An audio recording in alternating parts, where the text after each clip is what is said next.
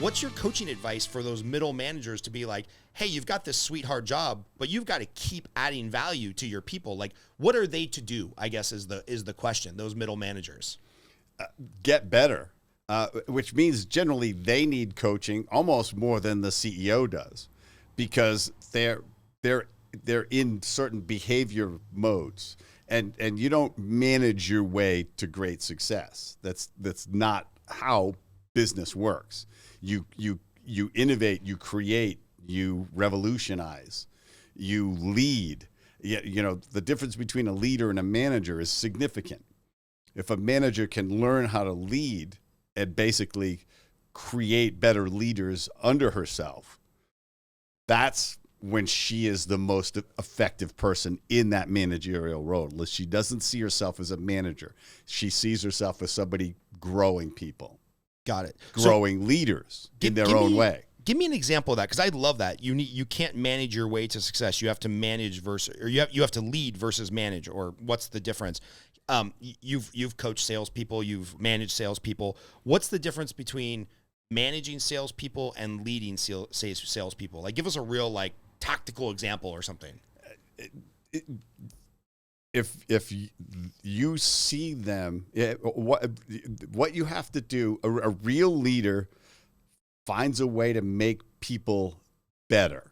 It sees something in them that they don't see in themselves, and doesn't just tell them to do it. It pulls them up, elevates them, challenges them, and says, you can be better, and this is how you can be better. And you get really good at giving powerful, candid feedback. These are your strengths. These are your weaknesses. How do we overcome these weaknesses? Because this is what's preventing your success. More than your strengths, your weaknesses. So we either have to find a way to delegate somebody to cover your weaknesses, or you have to overcome these things. Like people, and what are the limiting beliefs that you're carrying with you? Because they'll say, oh, I really don't like to look at the numbers. Well, that's too bad, because at your level, you need to look at the numbers. If you're not good at it, it means you have to work harder at understanding the numbers, because you don't get to do just what you love.